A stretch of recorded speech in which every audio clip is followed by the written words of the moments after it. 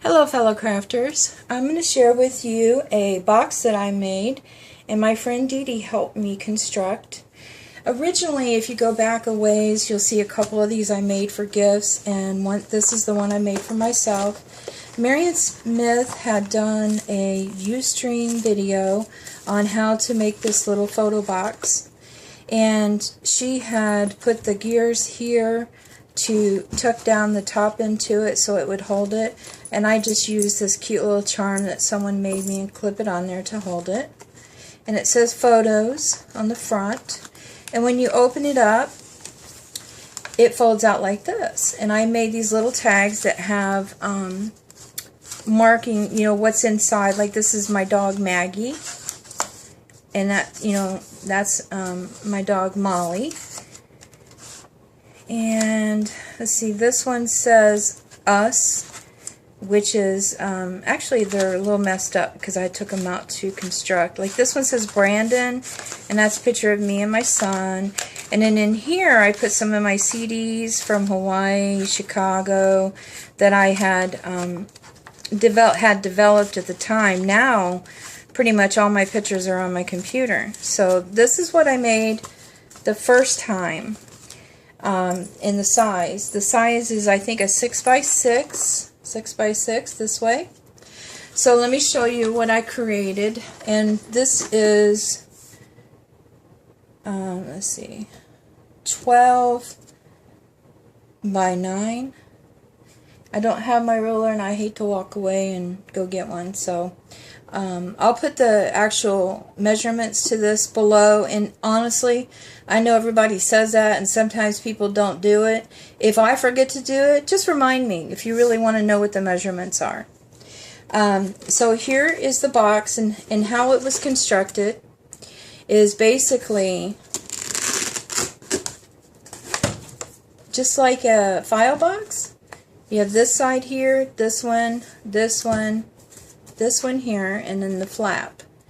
And what I did was I used, I have those corrugated cards with the envelopes. And after I make my cards, they don't fit in the envelopes. Originally, I had that idea to put the envelopes on here, and I glued them wrong. They weren't glued right. And Elise just sent me a birthday package, and she had sent me some envelopes so that I could finish my project. So thank you, Elise. I really appreciate it. And here's my project. There's 1, 2, 3, 4, 5, 6, 7, 8 envelopes on each side.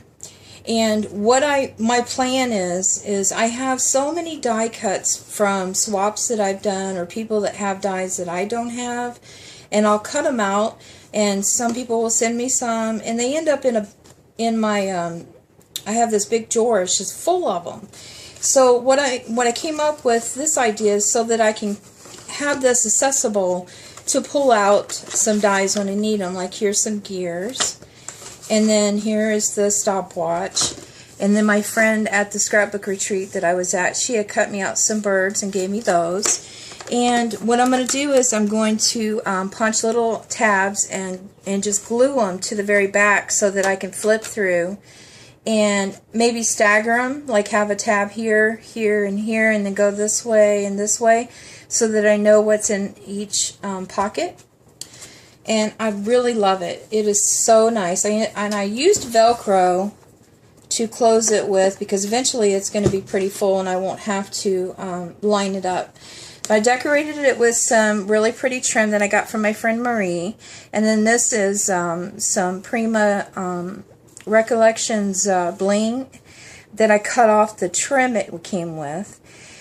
This is a flower from Petaloo, and this is some really pretty spray that's left over from my stash. And then here's a cute little flower that my friend Sandy gave me. This is a wild orchid craft flower, and then this is one of the flowers that I made with the trim that I showed you in a previous video. And then these here, this little spray inside, was left over from the Petaloo flowers, where you buy them and you have like several in it.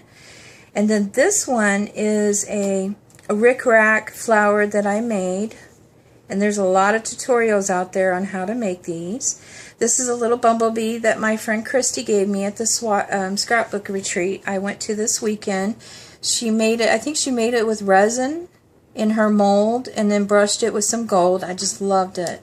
And of course the paper line is pink paisley Hope Chest. That's what it is. Oops. Probably should not do that. I did not make covers for it, so if this falls over, eventually I think all the stuff's going to fall out, which is not a good idea. But you know what? We learn from our mistakes. I may even not use it for that. I might end up using it just for photos, but you know, I just wanted to share this with you. Made a bigger version of the box that I originally had done with Marian Smith's tutorial. So thank you, Marian Smith. Hope everybody enjoyed my projects, and hope you're having a great weekend. Bye now.